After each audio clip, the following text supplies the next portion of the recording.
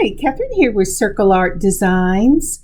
Today I will be working on Project 4 from the May Bargain Bead Box series. This is a bracelet I have named Simply Elegant. You may recall that we had pieces in this collection before, and this one just seemed to fit in. This will be a bracelet in crimson, fuchsia, and black. It is, I guess you could call it a 2-strand bracelet, but it's really just a 1 on 2 strands. Okay, let's turn our eyes to the mat. So, as we turn our eyes to the table, we see this beautiful mat that says Simply Grateful. Now, I have an amazing Simply Grateful this week. Well, it may not be amazing to you, but it's amazing to me. My husband, earlier in the week, put down some sod that were really just kind of dumped on our yard and was said, there you go, we resodded after we dug up your yard. And it was these terrible little dried out, dead grass looking squares. But we have been faithful to water it 3 times a day, and it has turned green and has new growth. You know, sometimes I think that's how the Lord looks at me. So I think, oh, I'm just this little dried up, brown, dying thing. And yet he comes in with his spirit and waters me, and new life blooms everywhere I look. In my life, in the lives of others, in the lives of my family, and in my church. That's a real miracle. And I forget to count it as such. But I am truly, simply grateful. What about you? What are you simply grateful for today? Okay, we've got the mat down. I've kind of found the center. There you go. There's the center. Voila! And we are ready to go. Okay, this is from the Bargain Bead Box for May. It is an 8mm crystal faceted octagon bead, and it says it's an opaque red AB. And it is kind of a red, but if I looked up the pictures, if I was going to call it anything, I would call this a crimson AB. And so that's the name I'm going with. But it is a gorgeous color. Now for my own stash, I have some 4mm bicones in that beautiful black. I love that shiny black. And again, from my own stash, I have some fuchsia. This is a beautiful fuchsia bicone and a 4mm, and they're gorgeous. Again, from my own stash, I have pulled these 3mm gun barrel spacer balls. I don't get to use these very often, but I'm using it for this bracelet. And then I am adding to this again from my own stash these beautiful tile button beads and some filament. They call it illusion cord, but I got this off of Amazon. It's a filament and it is only a 0.3mm. You will also need 2 of your wire guards. You don't have to have them, but for this piece I'm going to use them. And I have pulled out the ones in gun barrel again because I don't get to use them very often. And I think it's just a gorgeous blackish silver, and I love it. And I think it will go really well with this. I've also pulled out some gun barrel number 1 crimps from Bead Along. And I have 2 oval jump rings I will be using to put on my clasp. And for my clasp, I will be using this magnetic clasp. And you got it in gun barrel. And with that, we're ready to go. I've gone ahead and cut my filament my filament cord. And this is 16 inches long because I'm going for a 7, and you will need 7-inch, and you will need 2 sides. So I've put the ends together just like that, and I'm trying to see if there's any way you can see that filament, because to me, when I was doing this, it didn't look like it showed at all. I'm going to pull it down and then We have this beautiful little N or upside down U. The filament cord, that illusion cord, is going through it. And then I am going to get out some of my number 1 crimps. And you know, when I first looked at this, I didn't think they were going to go through, and I didn't have a number 2 in a gun barrel. But you know what? Before this is over with, I'm going to get 4 of those through that crimp. I was amazed. That is an amazing thing. And so I've put both sides. Well, I thought I did, but if you noticed, I didn't. And when I get down here at the bottom, oh my goodness, I lost it. So it comes back off, and we're going to try to get it again. So we're going to put that other one right through it. And you know what? It gave me a little bit of trouble. How dare it? But okay, I know, I see the circle, the diameter in there. I know you will fit. Please fit. And as I'm looking at this, I think, boy, I should have done my fingernails or at least taken off the polish before I started this. But that was not on my agenda when I started filming this. So I'm sorry, you're just going to have to look at crazy nails. Oh, and I got some pretty pearl white that I'm going to try next week. So there you go. There is the crimp. And I got it through both of them. And now I'm going to take my crimper. Now, if you've never used a crimper has 2 holes. A big half circle in the back and a small half circle in the front. We always start with the back of the crimper, making sure that your wire or cording is not crossed over. Go ahead and put that crimp in the back and mash your handles down. And see, yep, I've got it in there, and it's tight, and it's right where it should be, and it's not crossed. And okay. So I mashed it. It made a little M. I'm sorry. Didn't I show you that M? Yeah, there it is. You just can barely see it in that teeny little crimp. Then make a half a turn, put it in the front, and mash it together. This will close that little M indent, and it will make a little round tube. Give it a pull. Make sure it's on there. If you didn't cross your wires and you got one on each side, it should hold. Now I have put my cording, my little wire guard, on a straight pin that I put into my mat so that it will hold it down and I won't have to grab it all over creation. And I tell you what, I was trying to grab it all over creation because this filament, until you get it stretched out by the beads, it just wants to jump away from you. But I love magic cording because it gives you this illusion of you have to wonder, is there really something there or not? And this is what you use whenever you do those beautiful necklaces that look like the beads are just floating. I have put 2 number 3mm spacer balls on, one on each side, and I know they look like they won't set together, but when I get several of these done and I get this pulled up tight, they'll snug right up against that cord, that crimp, just like that, whenever it's all said and done. Then I put a tile bead on. I put one in each hole. Now, tile beads, if you haven't used them, they have 2 holes, so put a filament through each hole.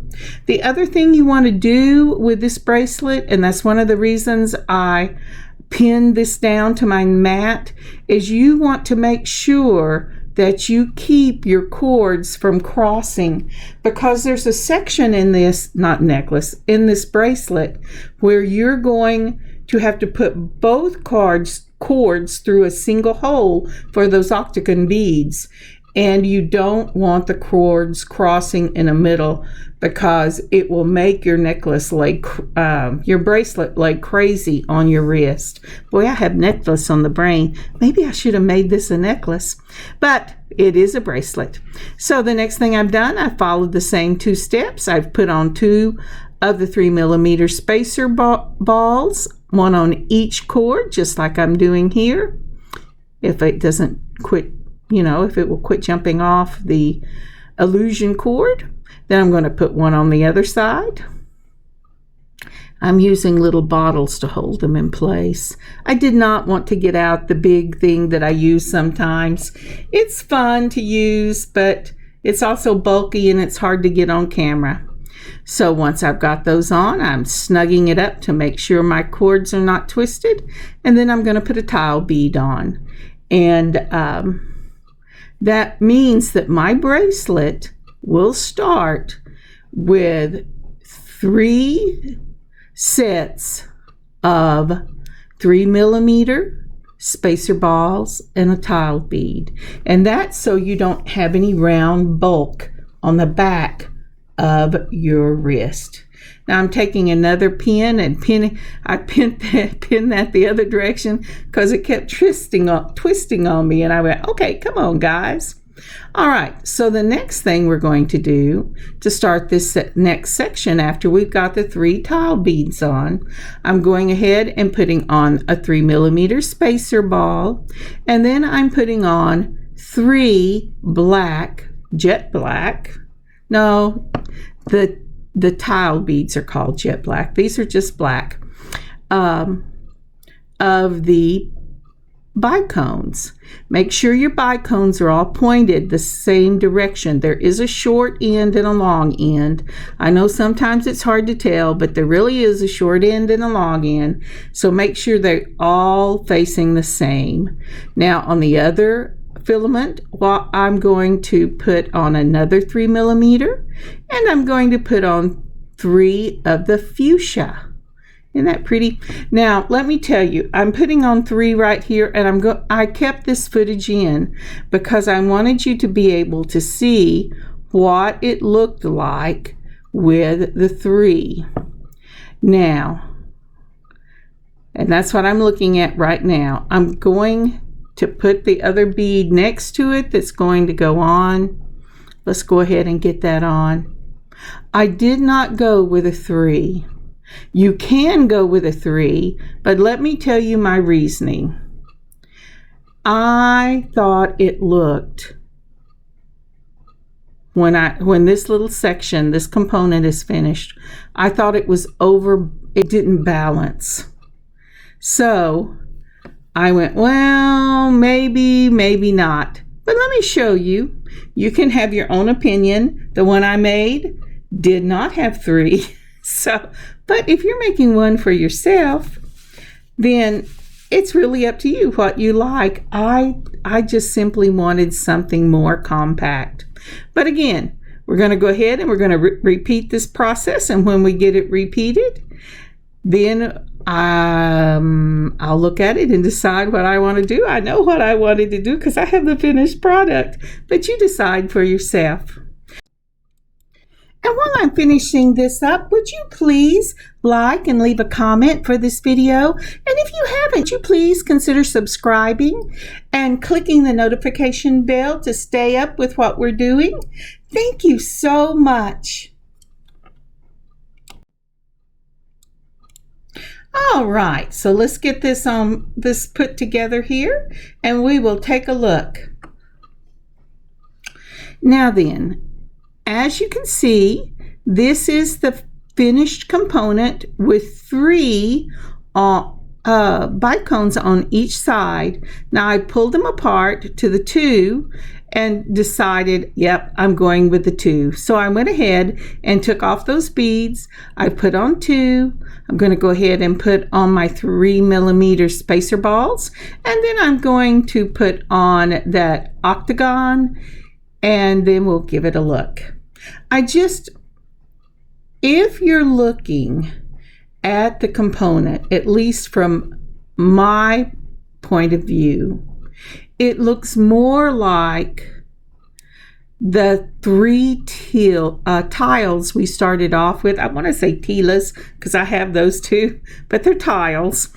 And so in my eye, it feels more balanced. And when I was playing with this in the design mode, I put only 2.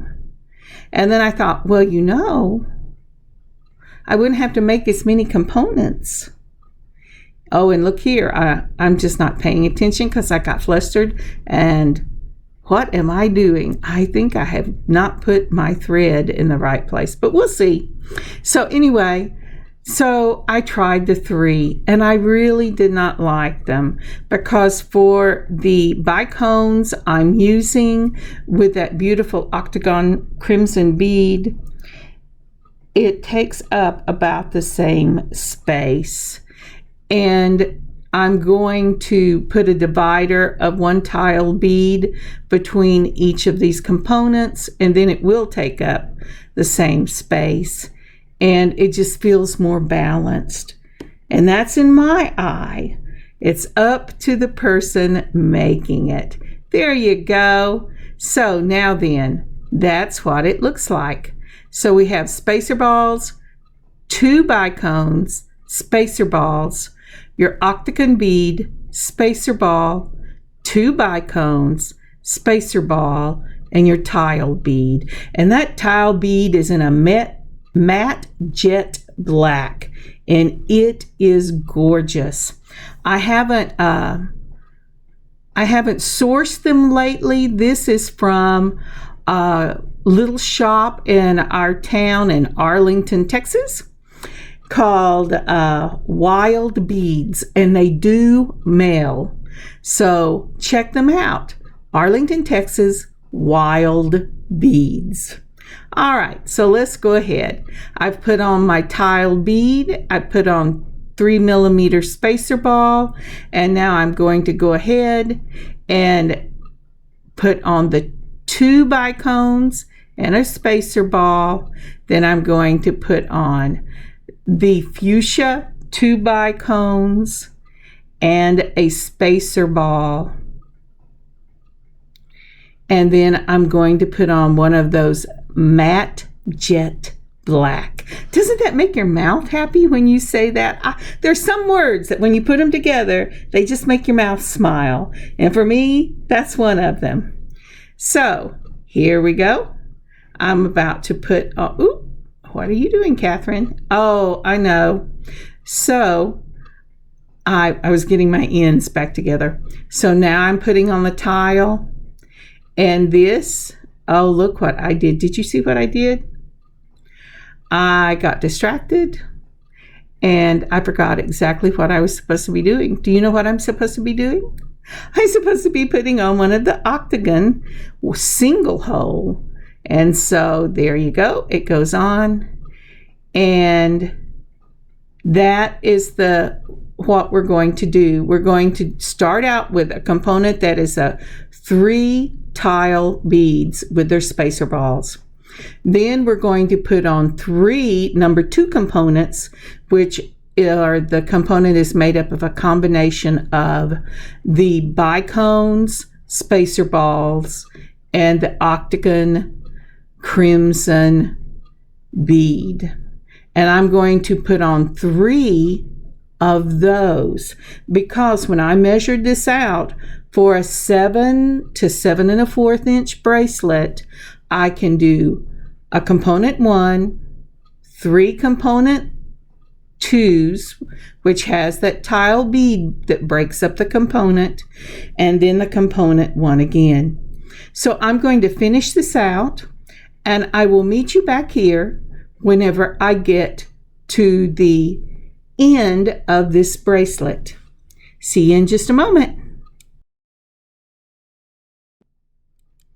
And we're back. So the first thing I'm doing is I'm putting a number 1 crimp on both of the filaments, putting it in the back of the crimper, mashing it down, doing a half turn, and mashing the M together. I'm sorry it's a little far out. I obviously forgot to move it back up, but that's what we're doing.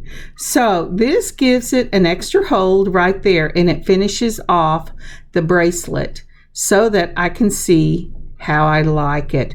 Now I have to tell you, at this point, if I don't like it, then I am going to have to restring it. And I have had to do that before.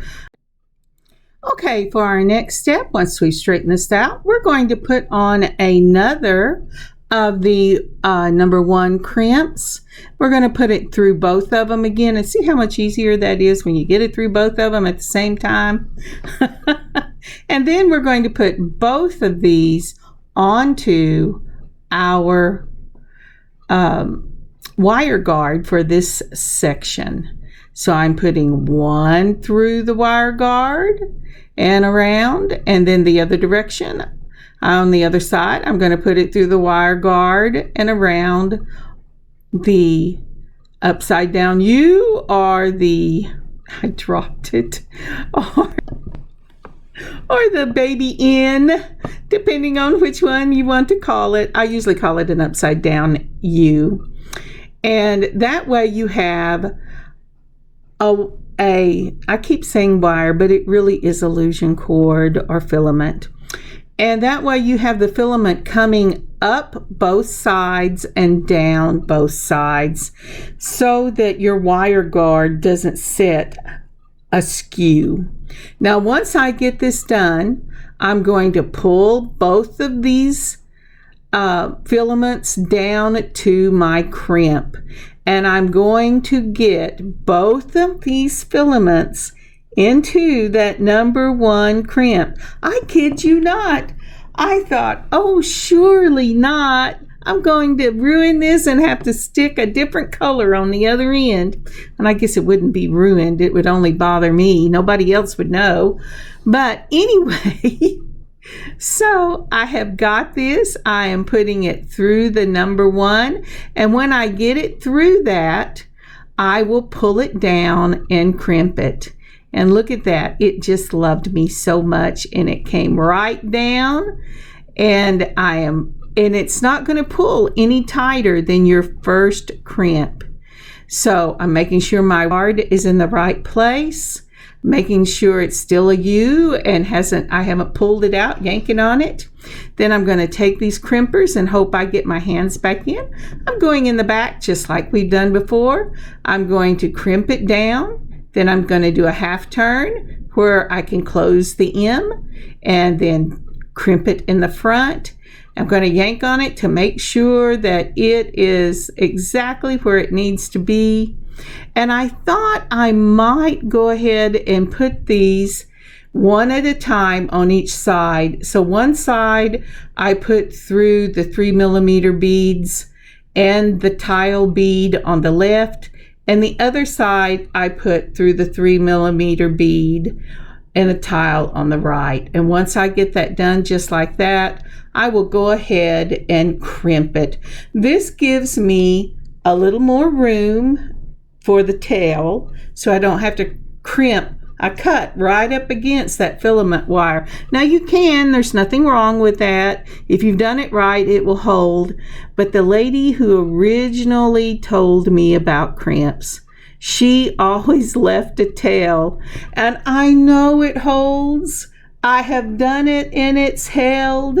But I still, if I have the ability to get it through a bead, I will always put it through the bead and then go ahead and cut the tail and hide it in a bead. I'm the same way about knots with stretch bracelets.